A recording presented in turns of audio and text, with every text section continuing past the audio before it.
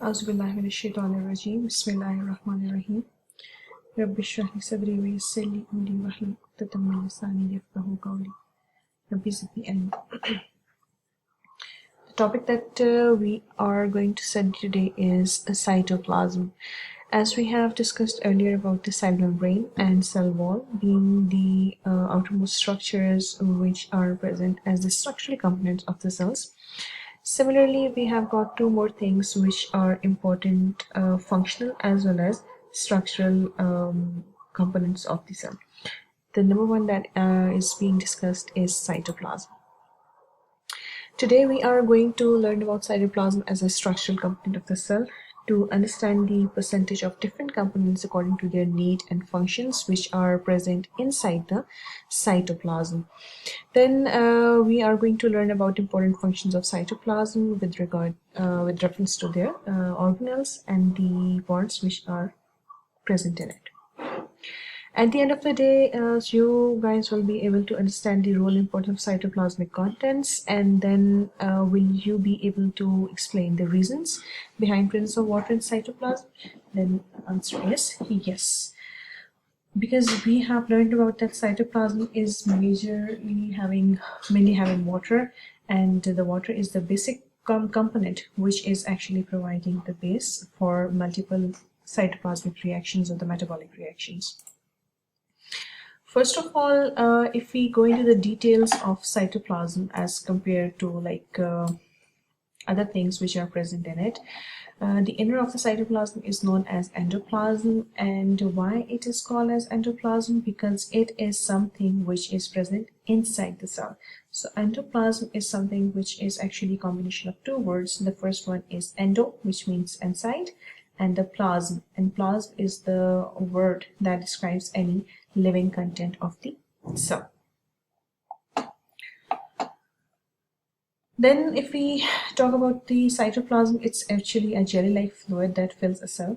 It is made up of mostly water and salt and contains molecules such as enzymes. So enzyme is going to be a new word for you, that it is something which actually catalyzes a chemical reaction. And in chemistry, you might have previously studied about the catalysts, that these are the chemicals which are actually responsible for speeding up or initiating any sort of chemical reaction which does not happen on its own, or at least it takes time. So to reduce the time of action, catalysts are used, and the same catalyst, if used in a biological organism, it is called as biological catalyst or simply enzymes. And don't forget, enzymes are actually protein in nature. So yes, cytoplasm contains water, salt, and enzymes which are actually responsible for many biochemical or metabolic reactions. It is made up of 70% to 90% water and is colorless usually. What exactly is the cytoplasm? That was just an introduction to the content which are present, but if we go into the details, it's actually everything we talk about cell except nucleus, because nucleus is something which is actually regarded as a control house, or the one of the most important and most distinct organelles of the cell. Apart from nucleus, everything which is actually suspended inside the cell is the part of cytoplasm. So if we just simply exclude the nuclear content or the nucleus from the cell, the remaining part is called as cytoplasm. The cytoplasm is made up of three components. They are membrane enclosed organelles, cytosol, and inclusions.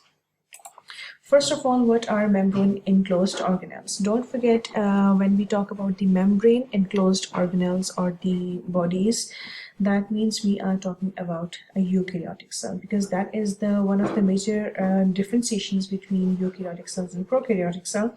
That eukaryotic cell is always having the organelles which are actually membrane enclosed. So what are organelles? Organelles is actually a small version of your organ that is having a specific function.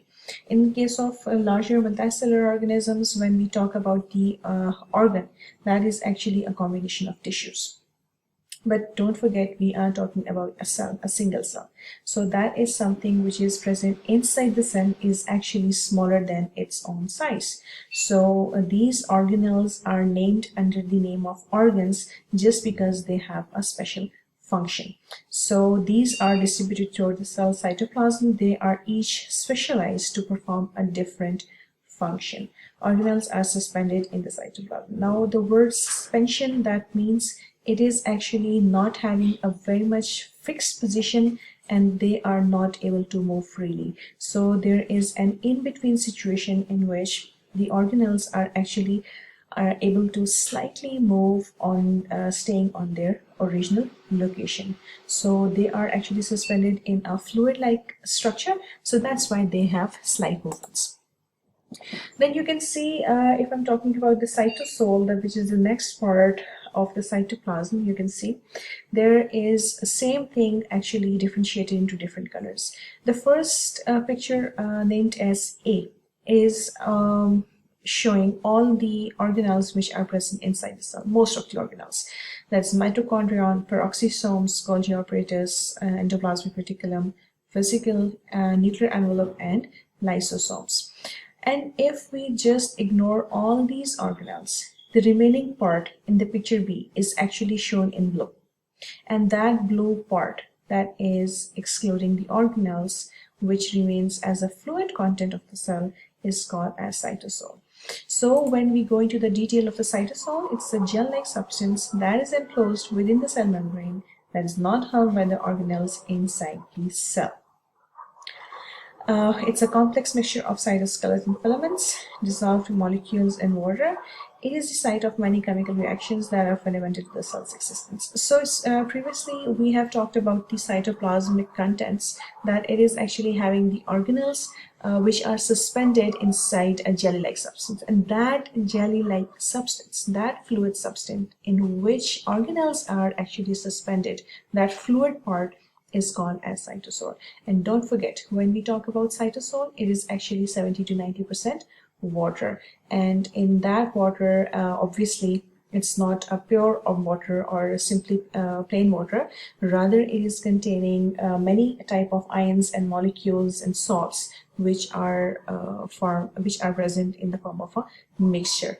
And these water fluid content things which are actually having ions and salts are having enzymes as well. So that's why cytosol is the site of many chemical reactions, especially what we call as metabolic reactions or the biochemical reactions. Next thing, cytoskeleton filament is going to be the next part of our lecture, in which we will be describing about the cell structure. That these are the things or the filaments on the micro thread-like structures which are actually providing support and shape and structure to the cell. But when we talk about the cytosol, it also gives cell its shape. It's made up of the protein filament, actin filament, and the microtubules. And the water content of the cytosol is actually 70%. And how does it provide shape to the cell? Obviously, it is something which is actually filling complete inside of the cell. So when the cell is completely filled with fluid-like substance, it is actually flexible, but still it tries to maintain its shape. Just like we have a balloon filled in with air or filled in with water, it is definitely going to give it some shape. So on the same side, it is it is having shape because of presence of water and as well as cytoskeleton. Then when we talk about the cytoskeleton, having dissolved molecules, small and large molecules and dissolved ions, enzymes, fatty acids, sugars, nucleic acids, and amino acids are used to keep cell working. Waste products are present until removed. Enzymes, we have talked about that these are the chemicals which are present inside the cytoplasm, which are responsible for many biochemical reactions. On the other hand, where does this fatty acid, sugars, and amino acids come from? Don't forget, when we eat food, the food is actually digested. And the main parts of any food component, of any food article or item that you eat are actually going to be either oils, it can be carbohydrates, or it can be proteins, and the oil part or the lipid content of the food that we have is finally converted into fatty acids and glycerols. So that is the fatty acid which is coming to be a part of your cell after digestion.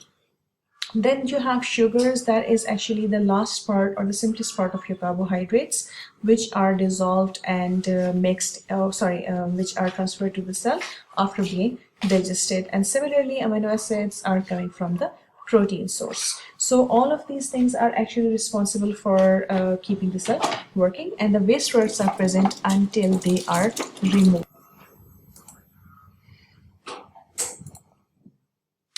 So this is something which is responsible for the different type of functions which are being explained underneath.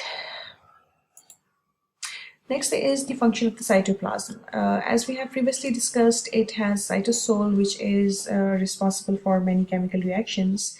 If we are going to the detail of the function of cytoplasm, it says that it aids in movement of genetic material and products of cellular respiration within the cell. Now there is a new term which is coming your way, is cellular respiration, and don't forget, when we eat something, it is actually being converted into energy inside the mitochondria.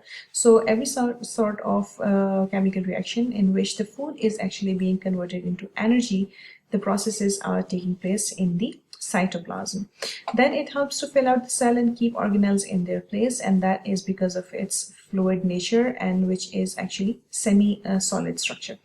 It gives the cell its shape. It aids to dissolve waste products. It prevents the grouping of organelles in places due to gravity that would prevent their functions. This is something which is actually provided with the help of the filaments, the cytoskeletal filaments, in which the organelles are actually held in their specific position and they are not allowed to have a free movement. And that hindrance to the free movement is actually responsible for keeping the organelles in their original position. It acts as a buffer and protects the genetic material of the cell from damage caused due to movement and collision with other cells. That's something which is already explained, that the organelles are kept into their position just to avoid the damage. Then it aids in metabolic